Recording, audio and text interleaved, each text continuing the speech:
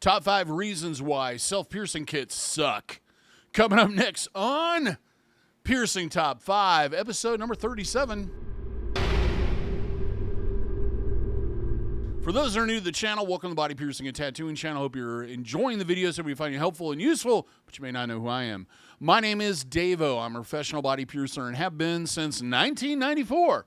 I own and operate the Axiom Body Piercing Studio located right here in Des Moines, Iowa, inside Skin Kitchen Tattoo. Number 5, reason why self-piercing kits suck.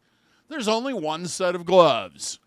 It's standard procedure with any piercing that you change your gloves multiple times and anytime there's a possibility of contaminating. They are not a magic zone that's going to be free of contaminants. The whole idea with gloves is that it is a replacement for washing your hands. Not saying you should replace washing your hands completely, but the idea being is that it's a skin that avoids going from one object to another object and contaminating it. So if you're going from, like, let's say you're probably doing it at home in the bathroom.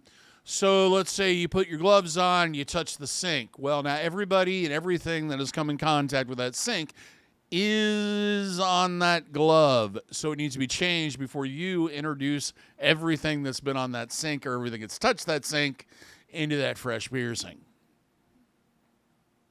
Number 4, the jewelry is hypoallergenic, not biocompatible, not tested, no certification, no third-party certification that it is even what it says it is.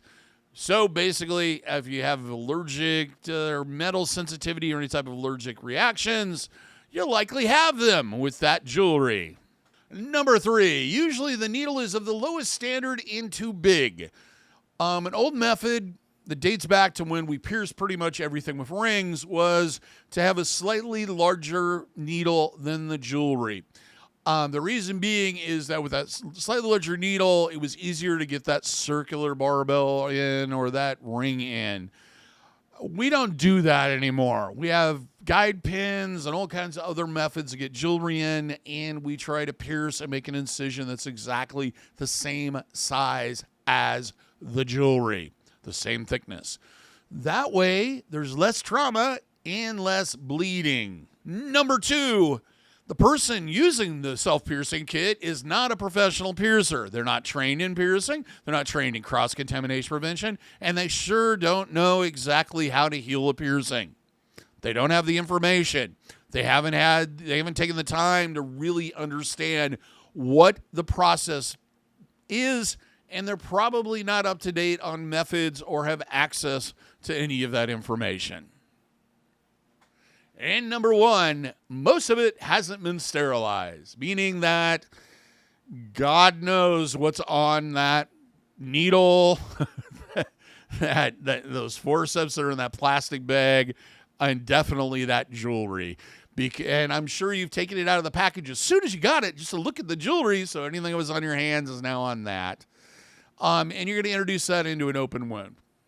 Well, that's it. Do you have anything else to add about why self-piercing kits suck?